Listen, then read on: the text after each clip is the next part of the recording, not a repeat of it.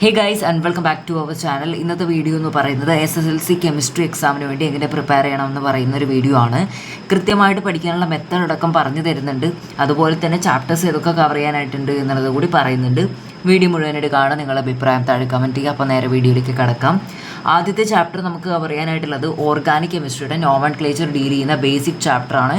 അതൊരു basic chapter എന്ന് വേണം നമ്മൾ പറയാനായിട്ട്. അപ്പോൾ സെക്കൻഡ് ചാപ്റ്റർ ആയിട്ടുള്ള chemical reactions of organic compounds പഠിക്കണമെങ്കിൽ ബേസിക്സ് ആയിട്ടുള്ള നോമൻക്ലേച്ചർ പോലുള്ള പല ടേംസും കാര്യങ്ങളും നമുക്ക് പഠിക്കാനായിട്ടുണ്ട്.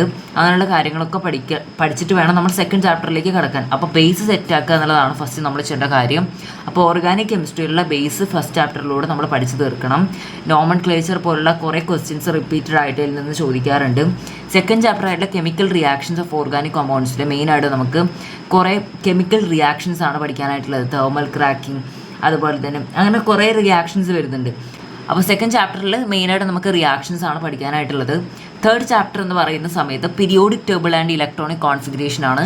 വളരെ സിമ്പിളായിട്ട് മാർക്ക് സ്കോർ ചെയ്യാൻ പറ്റുന്ന ഒരു ചാപ്റ്ററാണ് periodic table and electronic configuration. Subshell electronic കോൺഫിഗറേഷനും ഗ്രൂപ്പും പീരീഡും ഇങ്ങനെയുള്ള കുറേ ബേസിക് കാര്യങ്ങളാണ് നമ്മൾ അതിൽ പഠിക്കുന്നത്. ഫോർത്ത് ചാപ്റ്റർ എന്ന് പറയുന്നത് gas loss and mall concept ആണ്. ഈ gas loss and mall concept എന്ന് പറയുന്നത് അതിൽ ഗ്യാസ് ലോസ് എന്ന് പറയുമ്പോൾ നമുക്ക് അത്യാവശ്യം സിമ്പിളായിട്ട് തോന്നും. അപ്പോൾ ഗ്യാസ് ലോസ് പഠിക്കുമ്പോൾ ശ്രദ്ധിക്കേണ്ട കാര്യം, ലോ കൃത്യമായിട്ട് ഡിഫൈൻ ചെയ്യാനായിട്ട് പഠിക്കുക. ഇക്വേഷൻ ഉണ്ടായിരിക്കും ചില ലോസിന്, അപ്പോൾ അത് പഠിക്കണം. അതേപോലെ തന്നെ എക്സാമ്പിൾ വൈസ് ആയിട്ട് ടെക്സ്റ്റ് ബുക്കിൽ ഓരോ എക്സ്പീരിയൻസും തന്നിട്ടുണ്ടായിരിക്കും, അപ്പോൾ അതും പഠിച്ചിട്ടുണ്ടായിരിക്കണം. കാരണം എക്സാമിന് ഒരു ലോ തന്നിട്ട് അതിൻ്റെ എക്സാമ്പിളായിട്ട് എഴുതാനായിട്ട് ചോദിക്കാറുണ്ട്. എക്സാമ്പിൾ തന്നിട്ട് ഏത് ലോയാണെന്ന് പറയാൻ ചോദിക്കാറുണ്ട്. അങ്ങനെ പല രീതിയിലും ചോദിക്കും. ഓക്കെ, അതേപോലെ തന്നെ മാത്തമാറ്റിക്കൽ എക്സ്പ്രഷനും പഠിച്ചു വെച്ചിട്ടുണ്ടായിരിക്കണം. മോൾ കൺസെപ്റ്റാണ് ആ ചാപ്റ്ററിലെ കുറച്ച് ബുദ്ധിമുട്ടായിട്ടുള്ള ഭാഗം എന്ന് പറയുന്നത്. അതിൽ നിന്ന് വരുന്ന പ്രോബ്ലംസ് ആയിരിക്കും കുറച്ച് കൺഫ്യൂസിങ്ങും വളരെയധികം ബുദ്ധിമുട്ടായിട്ട് തോന്നുന്നുണ്ടായിരിക്കുക. അപ്പോൾ മോൾ കൺസെപ്റ്റ് നല്ല വൃത്തിക്ക് പഠിച്ചാൽ തന്നെയാണ് നമുക്ക് പ്രോബ്ലം ചെയ്യാനായിട്ട് പറ്റുള്ളൂ. മോൾ കൺസെപ്റ്റിലെ പ്രോബ്ലംസ് എങ്ങനെ നമുക്ക് പഠിച്ചു തീർക്കാമെന്ന് ചോദിച്ചു കഴിഞ്ഞാൽ കൃത്യമായിട്ട് പ്രാക്ടീസ് ചെയ്താലാണ് മോൾ കൺസെപ്റ്റിലെ പ്രോബ്ലംസ് നമുക്ക് ക്രാക്ക് ചെയ്യാനായിട്ട് പറ്റുള്ളൂ. അപ്പോൾ ടെക്സ്റ്റിലുള്ള എല്ലാ മോൾ കൺസെപ്റ്റ് പ്രോബ്ലംസും അതേപോലെ തന്നെ എക്സ്ട്രാ നിങ്ങൾക്ക് എവിടെ നിന്നൊക്കെ പ്രോബ്ലംസ് കിട്ടുന്നുണ്ടോ അതൊക്കെ മാക്സിമം ചെയ്ത് പഠിക്കാനായിട്ട് ശ്രമിക്കാം. കാണാപ്പാടം പഠിക്കരുത്. ഒരു സ്റ്റെപ്പും ഒരു ഇക്വേഷൻസും മനസ്സിലാക്കി പഠിച്ചാലാണ് മോൾ കൺസെപ്റ്റ് വളരെ സിമ്പിളായിട്ട് നമുക്ക് ആൻസർ ചെയ്യാനായിട്ട് പറ്റുള്ളൂ. ഫിഫ്ത്ത് ചാപ്റ്ററാണ് ഇലക്ട്രോ കെമിസ്ട്രി. ഇലക്ട്രോ കെമിസ്ട്രി എന്ന് പറഞ്ഞു കഴിഞ്ഞാൽ കെമിസ്ട്രിയുടെ മറ്റൊരു ബ്രാഞ്ച് തന്നെയാണല്ലേ ഇലക്ട്രോ കെമിസ്ട്രി എന്ന് പറയുന്നത്. അതെന്ന് പറയുമ്പോൾ ഏറ്റവും ബേസിക് ആയിട്ടുള്ള കുറേ കാര്യങ്ങളാണ് അതിൽ പഠിക്കുന്നത്. കുറേ സെൽ റിയാക്ഷൻസ് പോലുള്ള ഗാൽവനിക് സെൽ അല്ലെങ്കിൽ വോൾട്ടേക് സെൽ എന്ന് പറയുന്ന ഈ പേരിലുള്ള സെല്ലിനെ കുറിച്ചിട്ട് പഠിക്കുന്നുണ്ടായിരിക്കും. അതിൽ നടക്കുന്ന റിയാക്ഷൻസ് പഠിക്കുന്നുണ്ടായിരിക്കും. അതിനുള്ള നിരവധി കാര്യങ്ങൾ അതിൽ പഠിക്കുന്നുണ്ട്. ആനിയോൺ, കാറ്റയോൺ, അങ്ങനെ ബേസിക് ആയിട്ട് നമ്മൾ അറിഞ്ഞിരിക്കേണ്ട ഇലക്ട്രോ കെമിസ്ട്രി കാര്യങ്ങളൊക്കെയാണ് അതിൽ പഠിക്കുന്നത്. ആൻഡ് ഇവിടെയൊക്കെ നോക്കേണ്ട പ്രത്യേകത എന്ന് പറഞ്ഞു കഴിഞ്ഞാൽ ഓർഗാനിക് കെമിസ്ട്രി പോലുള്ള ചാപ്റ്റേഴ്സ് നമുക്ക് +1 +2 ആവശ്യമാണ്, അല്ലെങ്കിൽ ഹയർ ക്ലാസ്സസിൽ ആവശ്യമാണ്. അതേപോലെ തന്നെ periodic table and electronic configuration higher ക്ലാസ്സിൽ ആവശ്യമാണ്. ഗ്യാസ് ലോസ് മോൾ കോൺസെപ്റ്റ് ഹയർ ക്ലാസ്സിൽ ആവശ്യമാണ്. ഇലക്ട്രോ കെമിസ്ട്രി ആവശ്യമാണ്. എന്ന് പറഞ്ഞു കഴിഞ്ഞാൽ നമ്മുടെ 10th പഠിക്കുന്ന ഓരോ ചാപ്റ്റേഴ്സും എന്ന് പറയുന്നത് നമ്മുടെ ഹയർ ക്ലാസ്സിലേക്കുള്ള ഒരു ബേസ് ആണ് എന്നുള്ളത് മനസ്സിലാക്കാം. അത് അത്രയും ക്രൂഷ്യലായിട്ടുള്ളൊരു പോയിൻ്റാണ്, നിങ്ങൾ മനസ്സിലാക്കേണ്ട ഒരു കാര്യമാണ്. അപ്പോൾ ഇവിടെ പഠിക്കുന്ന സമയത്ത് മാക്സിമം നിങ്ങളുടെ ബേസ് കൃത്യമായിട്ട് തന്നെ സെറ്റ് ചെയ്യണം. എന്നാൽ മാത്രമാണ് +1 +2 നല്ല രീതിയിൽ തന്നെ നിങ്ങൾക്ക് പഠിക്കാനായിട്ട് പറ്റുള്ളൂ. ഓക്കെ, അതുപോലെ തന്നെ 6th ചാപ്റ്ററാണ് മെറ്റൽസ്. അപ്പോൾ ഈ മെറ്റൽസ് എന്ന് പറയുന്ന ചാപ്റ്റർ വരെയാണ് നമുക്ക് ക്രിസ്മസ് എക്സാമിന് വരുന്നത്. മെറ്റൽസിനെ പറ്റി നോക്കുന്ന സമയത്ത് മെറ്റൽസ് എന്ന് പറയുന്നത് കുറച്ച് ബുദ്ധിമുട്ടുള്ളൊരു ചാപ്റ്ററാണ്. കാരണം എന്താണെന്ന് വെച്ച് കഴിഞ്ഞാൽ അതിൽ കുറേ റിയാക്ഷൻസ് ഒക്കെ വരുന്നുണ്ട്. പിന്നെ അയൺ പ്രിപ്പറേഷൻ പോലുള്ള പല ഇൻഡസ്ട്രിയൽ പ്രിപ്പറേഷനൊക്കെ പഠിക്കുന്നുണ്ട്. അതിനുശേഷമുള്ള ചാപ്റ്ററിലും പഠിക്കുന്നുണ്ട് കേട്ടോ, ഇൻഡസ്ട്രിയൽ പ്രിപ്പറേഷനൊക്കെ. അതിനായിട്ടൊരു ചാപ്റ്റർ ഉണ്ട്. അപ്പോൾ അതിന് മുന്നേ നമ്മൾ തുടങ്ങുന്നൊരു ചാപ്റ്ററാണ് മെറ്റൽസ് എന്ന് പറയുന്നത്. മെറ്റൽസിൽ മെറ്റലർജി പോലുള്ള പല പ്രോസസ്സിനെ പറ്റി പഠിക്കുന്നുണ്ട്. അപ്പോൾ മെറ്റൽസ് എന്ന് പറയുന്നത് അത്യാവശ്യം കുറച്ചൊരു ബുദ്ധിമുട്ടുള്ളതാണ് ആദ്യം പഠിക്കുന്ന സമയത്ത്. അപ്പോൾ പഠിച്ചു കഴിഞ്ഞാൽ പിന്നെ സിമ്പിളായിട്ടാണ് തോന്നിയിട്ടുള്ളത്. ഓക്കെ, കാരണം ഇതൊക്കെ മുൻ സിലബസിലുണ്ടായിരുന്ന ചാപ്റ്റേഴ്സ് തന്നെയാണ്. ഇതിലൊരു ചാപ്റ്റർ പോലും പഴയ സിലബസിൽ ഇല്ലാത്തതില്ല. എല്ലാതും പഴയ സിലബസിൽ തന്നെ ഉള്ള ഒരു ചാപ്റ്റർ തന്നെയാണ്. അതുകൊണ്ട് തന്നെ നിങ്ങൾക്ക് പ്രീവിയസ് ഇയർ ക്വസ്റ്റ്യൻസ് റെഫർ ചെയ്യാനായിട്ട് സാധിക്കും. അതാണ് ഒരു പോയിന്റ്. പല വീഡിയോസിലും പ്രീവിയസ് ഇയർ ക്വസ്റ്റ്യൻസ് ചെയ്യാൻ പറയുന്ന സമയത്ത് പലവരും ചോദിക്കുന്ന ഒരു ചോദ്യമാണ് എവിടെ നിന്ന് പ്രീവിയസ് ഇയർ ക്വസ്റ്റ്യൻസ് കിട്ടും, കാരണം ന്യൂ സിലബസ് ആയില്ലേ എന്നുള്ളത്. ഇവിടെ നോക്കുന്ന സമയത്ത് നിങ്ങൾക്ക് മനസ്സിലാക്കാൻ സാധിക്കും ഇതിലുള്ള 6 ചാപ്റ്റേഴ്സും എന്താണ് പഴയ സിലബസിലുള്ള ചാപ്റ്റേഴ്സ് തന്നെയാണ്. അതിൽ കുറച്ച് പുതിയ കാര്യങ്ങൾ കൂട്ടിച്ചേർത്തിട്ടുണ്ടായിരിക്കും, ചിലപ്പോൾ ചില ടോപ്പിക്സ് ഡിലീറ്റ് ചെയ്തിട്ടുണ്ടായിരിക്കും. അത്ര മാത്രമായിരിക്കും ഇതിൽ വരുത്തിയിട്ടുള്ള മാറ്റം എന്ന് പറയുന്നത്. മെജോറിറ്റി കോൺസെപ്റ്റും ഒരു 90% കോൺസെപ്റ്റും പഴയ സിലബസിലുള്ള അതേപോലെ തന്നെ അതിൽ കണ്ടിന്യൂ ചെയ്തിട്ടുണ്ടായിരിക്കും ആ ചാപ്റ്ററിൽ. അപ്പോൾ അതുകൊണ്ട് തന്നെ നമുക്ക് PYQന് ഒരു ക്ഷാമം ഉണ്ടായിരിക്കില്ല. നിങ്ങൾക്ക് വെബ്സൈറ്റ്സിൽ റെഫർ ചെയ്ത് കഴിഞ്ഞാൽ കിട്ടും. അപ്പോൾ അതങ്ങനെ നോക്കാവുന്നതാണ്. ഇനി എങ്ങനെയാണ് ക്രിസ്മസ് എക്സാമിന് വേണ്ടിയിട്ട് അല്ലെങ്കിൽ ഒരു കെമിസ്ട്രി എക്സാമിന് പ്രിപ്പയർ ചെയ്യേണ്ടത് എന്നുള്ളതാണ് ഞാൻ പറയാനായിട്ട് പോകുന്നത്. കെമിസ്ട്രി എക്സാമിന് പ്രിപ്പയർ ചെയ്യേണ്ട രീതിയാണ് പറയാനായിട്ട് പോകുന്നത്. ഫസ്റ്റ് തിങ് നമ്മൾ ചെയ്യേണ്ട കാര്യം കോൺസെപ്റ്റ് ഓറിയൻറ്റഡ് ആയിട്ടുള്ള പഠനമാണ്. അപ്പോൾ കോൺസെപ്റ്റ് ഓറിയൻറ്റഡ് സ്റ്റഡി എന്ന് പറഞ്ഞു കഴിഞ്ഞാൽ എന്തായിരിക്കും? ഓരോ ചാപ്റ്ററിൻ്റെയും ബേസ് ആദ്യം സെറ്റ് ആക്കുക എന്നുള്ളതാണ്. ഒരു എക്സാമ്പിളായിട്ട് നോക്കുകയാണെങ്കിൽ gas loss and mall concept, ആ ചാപ്റ്ററിൽ മോൾ കൺസെപ്റ്റിലെ പ്രോബ്ലംസ് ചെയ്യണമെങ്കിൽ ആദ്യം നമുക്കതിൽ ബേസ് വേണം. മോൾ കൺസെപ്റ്റിലുള്ള ഓരോ ടോപ്പിക്സും ഇക്വേഷൻസും കാണാതെ നല്ല രീതിയിൽ തന്നെ പഠിച്ചിട്ടുണ്ടായിരിക്കണം. ഇലക്ട്രോ കെമിസ്ട്രിയിൽ ഗാൽവനിക് സെല്ലിലെ ആനോഡും കാത്തോഡും അറിഞ്ഞാലാണ് ഗാൽവനിക് സെല്ല് മുന്നോട്ട് പഠിച്ചു പോകാനായിട്ട് സിമ്പിളായിട്ട് പറ്റുള്ളൂ. അപ്പോൾ അതുകൊണ്ട് തന്നെ ബേസ് എന്ന് പറയുന്നത് അത്രയും ഇമ്പോർട്ടൻ്റ് ആണ്. കോൺസെപ്റ്റ് ഓറിയൻറ്റഡ് ആയിട്ട് പഠിക്കുക. എക്സാമിന് ജസ്റ്റ് റഷായിട്ട് ഇങ്ങനെ പഠിച്ചു പോകുന്നതിനേക്കാൾ നല്ലത് കൃത്യമായി സമയം എടുത്തുകൊണ്ട് ഓരോ കോൺസെപ്റ്റും മനസ്സിലാക്കിയിട്ട് പഠിക്കുക എന്നുള്ള കാര്യമാണ്. അപ്പോൾ മാക്സിമം കാണാപ്പാഠം പഠിക്കുന്ന ആ ഒരു മെത്തേഡ് ഒഴിവാക്കുക.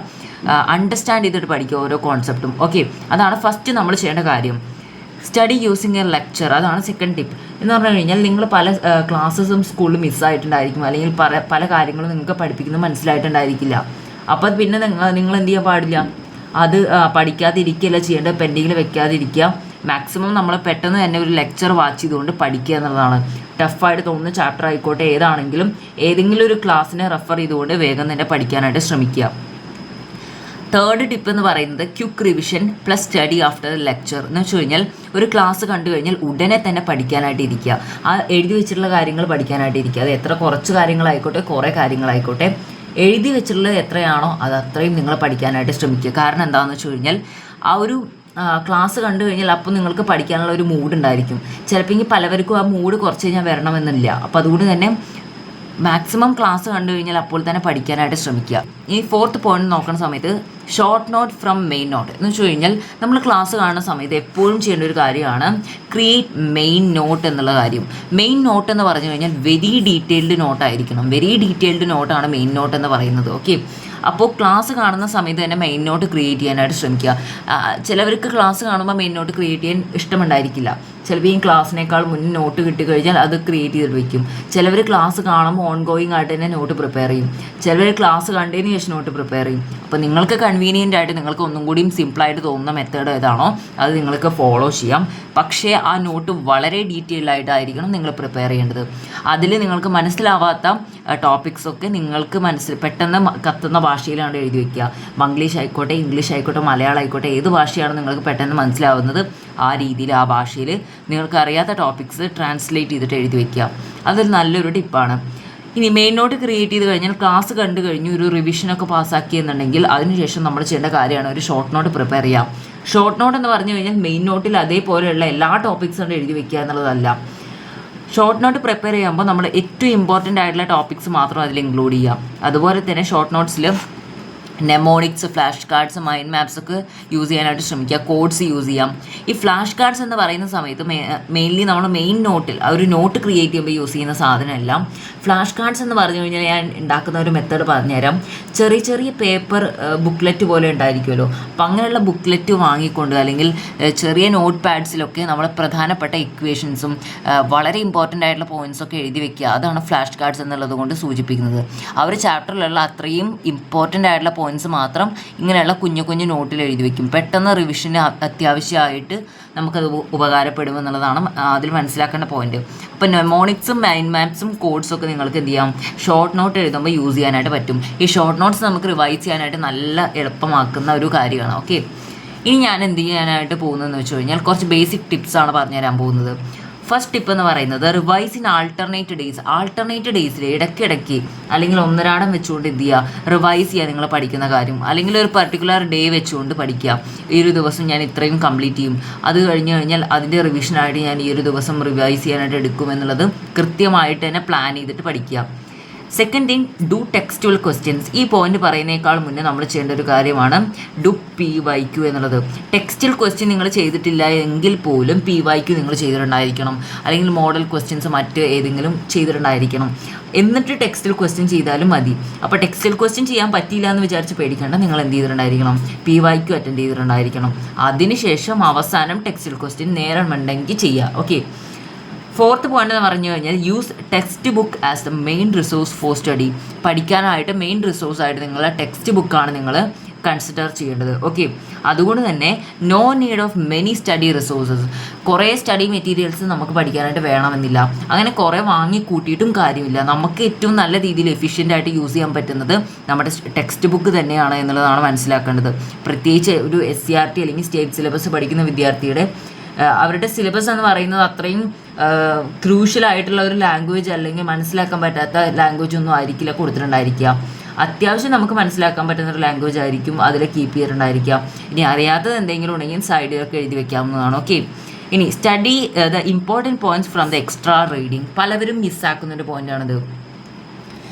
അപ്പം ഞാൻ എക്സാം എഴുതുന്ന സമയത്ത് മിസ്സാക്കിയിട്ടുണ്ടായിരുന്ന ഒരു പോയിന്റ് ആയിരുന്നു, ടെക്സ്റ്റ് ബുക്കിൻ്റെ സൈഡിൽ പല എക്സ്ട്രാ റീഡിങ് ടോപ്പിക്സ് കൊടുത്തിട്ടുണ്ട്. അപ്പോൾ അത് ഞാൻ നോക്കാതെ പോവും. കാരണം എന്താണ്, അത് എക്സ്ട്രാ റീഡിംഗ് ആണ്, നമുക്ക് എക്സാമിന് ഇമ്പോർട്ടൻ്റ് അല്ല എന്ന് വിചാരിച്ചുകൊണ്ട് പോവും. അങ്ങനെ പോയിട്ട് എനിക്ക് പല തവണയും എനിക്ക് അങ്ങനെ ഒരു മിസ്റ്റേക്ക് പറ്റിയിട്ടുണ്ട്. പക്ഷേ അതിൽ നിന്ന് ചോദ്യം ചോദിക്കാറുണ്ടായിരുന്നു. അപ്പോൾ എക്സ്ട്രാ റീഡിങ് നിങ്ങൾ മിസ്സാക്കാതിരിക്കുക. എക്സ്ട്രാ റീഡിങ്ങിൽ പറയുന്ന പല ഇമ്പോർട്ടൻറ്റ് പോയിൻറ്റ്സും മാർക്ക് ചെയ്തുകൊണ്ട് പഠിക്കുക.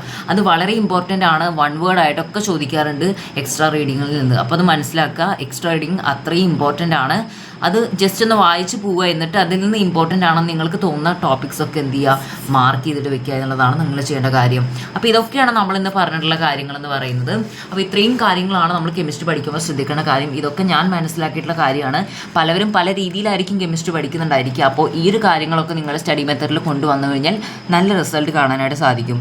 ഈ വീഡിയോ കുറിച്ചുള്ള നിങ്ങളുടെ അഭിപ്രായം താഴെ കമൻറ്റ് ചെയ്യാം. വീഡിയോ ഇഷ്ടപ്പെട്ടു കഴിഞ്ഞാൽ ലൈക്ക്, ഷെയർ ആൻഡ് സബ്സ്ക്രൈബ്. അടുത്ത വീഡിയോയിൽ കാണാം. ബൈ.